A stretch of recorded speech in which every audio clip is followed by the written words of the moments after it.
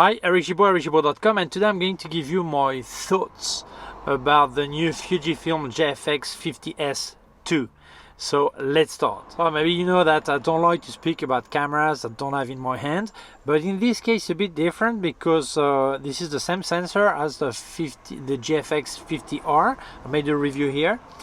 And also many people ask me when it's a bit of an emblematic camera, my opinion, looking at the specs. Obviously I didn't test it, but I can give my opinion, what I see, what I read, and also I saw the first reviews, so I've got some kind of idea.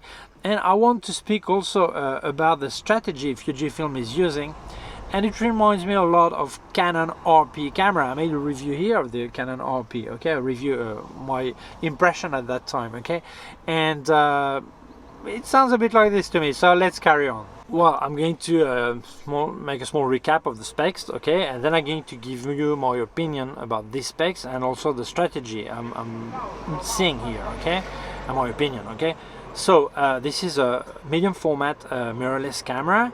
There are several sizes of medium format. This one is the small one. Also I've got a friend, Borja Alonso, call it full frame plus, okay?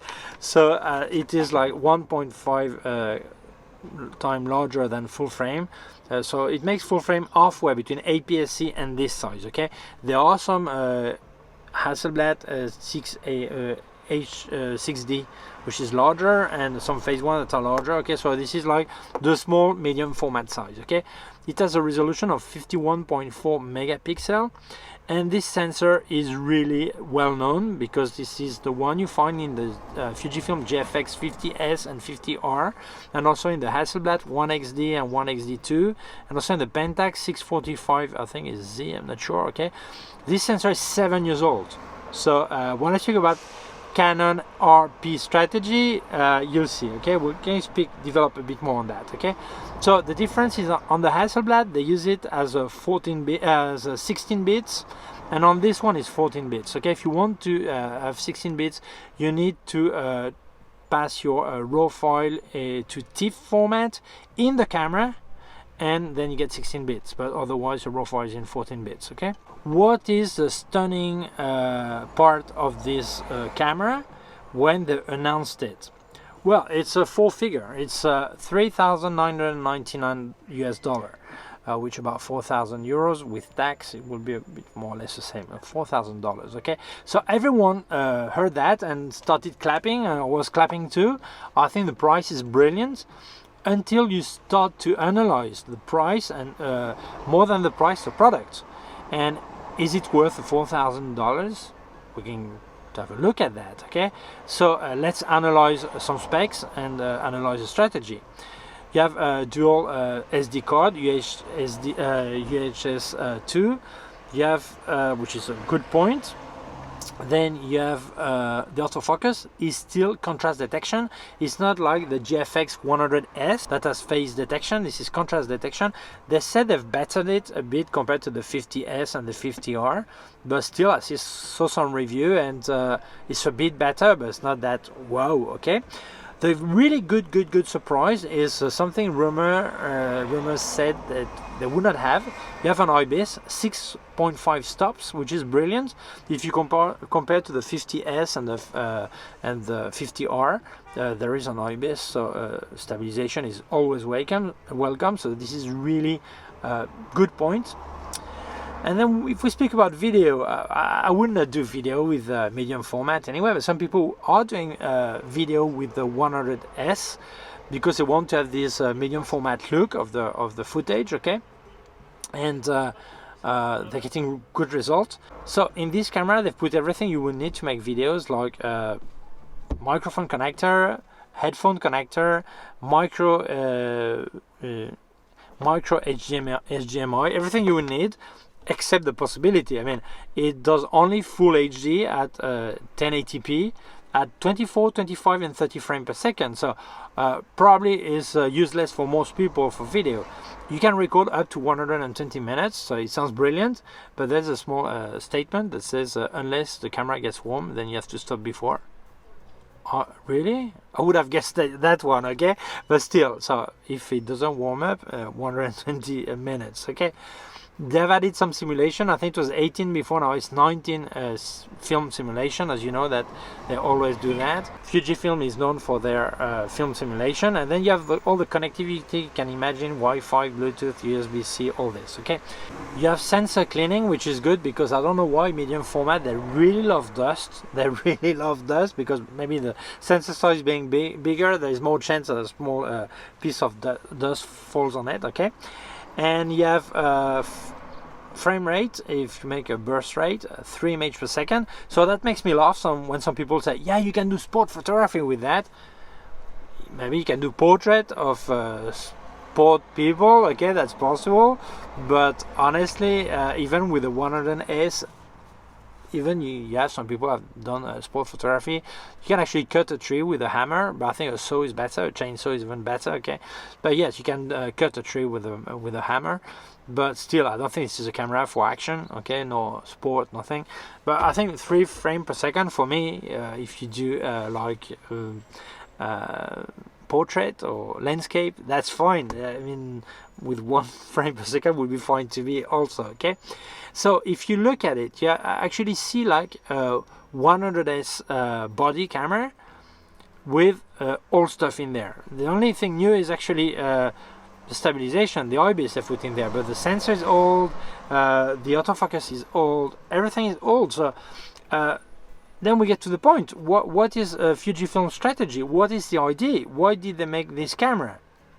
Well, first, I think they made it to attract people to medium format, the same as Canon created the RP to attract people to full frame mirrorless cameras. And this way they want to attract people who are going full frame, and probably people who cannot afford it, so who cannot afford expensive medium format. So same as people who were on APS-C, they were dreaming with full frame.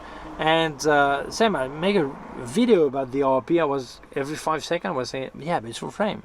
Yes, but it's full frame. Same thing for any negative point here. I could say, yes, but it's medium format. Yes, but it's medium format. So I think they do it for that, to attract these people. So let's see, what do you get for 4,000 euros or 4,000 US dollars in a full frame camera with at least or around 50 million pixels, okay? Well, then it's a different story, because then you have the Canon R5, then you have the Sony Alpha 7 R4, then you have the Nikon Z7 II, and you think, yes, but what do I get with that? I get a better autofocus than this, I get a better burst rate, I get a better build, I also get better video services or video performance or video features, okay, because compared to almost no feature at all to really more advanced features. So why would you go for medium format and not go for one of these full frame mirrorless cameras? Well, because the problem is that the resolution is so high on the Sony A7R, for example, R4, okay, and all the other I said, that they don't have actually lenses that resolve that resolution. They have some, but not enough, okay? So the problem is that you don't have a much choice. You actually get a worse lens, a lens that is worse than the sensor. So you're not getting all what you're paying for. And this is a big opportunity for Fujifilm, because their lenses, even the new one, the new kit lens, the 35-70, resolves this resolution. Okay, even the 100S will resolve with that. So you think, yes, so if I get to medium format, I know that the lens that are available can cope with this resolution. When I go with this mirrorless high resolution, most lenses cannot resolve it.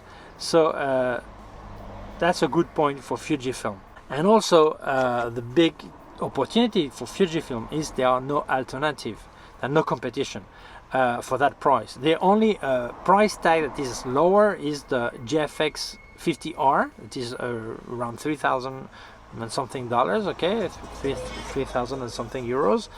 So, but you don't have IBIS, it's the autofocus is even a bit worse, so there is no alternative. So This is why I explained when I made my my video about the Canon RP, that to me it sounded better to buy a 5D Mark III, a reflex camera second-hand, and for the 1200 euros the RP was costing, that made more sense. You have better build, better performance, better everything.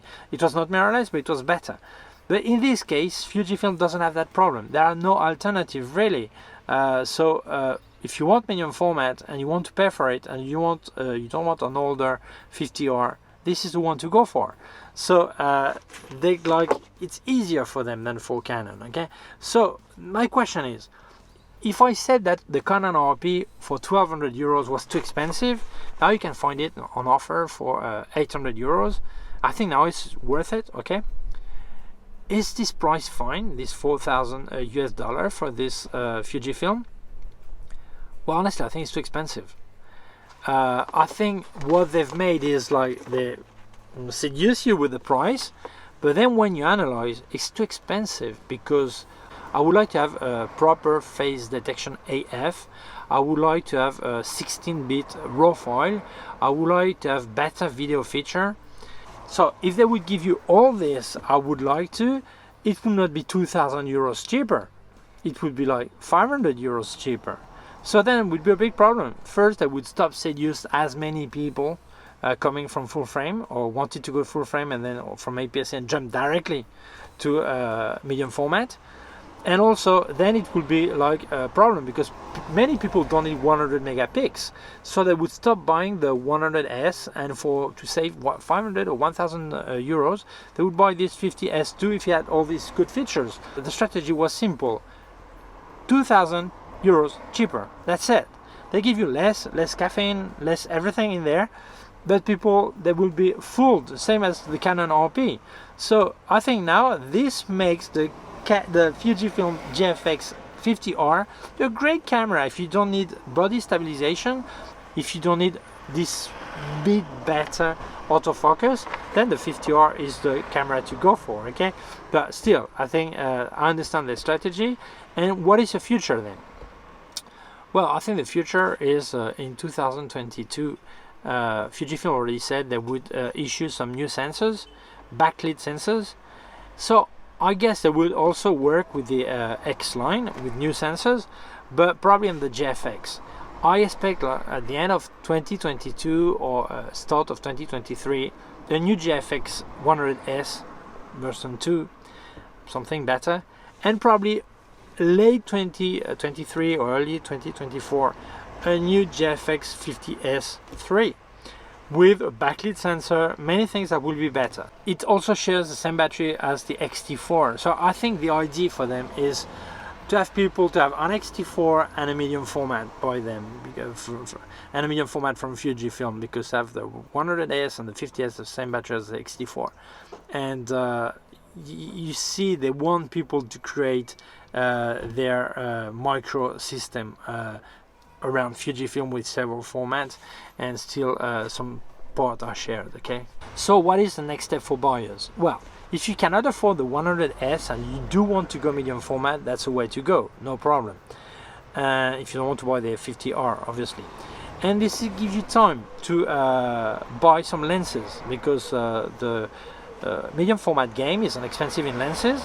Not as expensive as Hasselblad, because they are central they are leaf shutter lenses. You can synchronize at all speed your flashes, okay?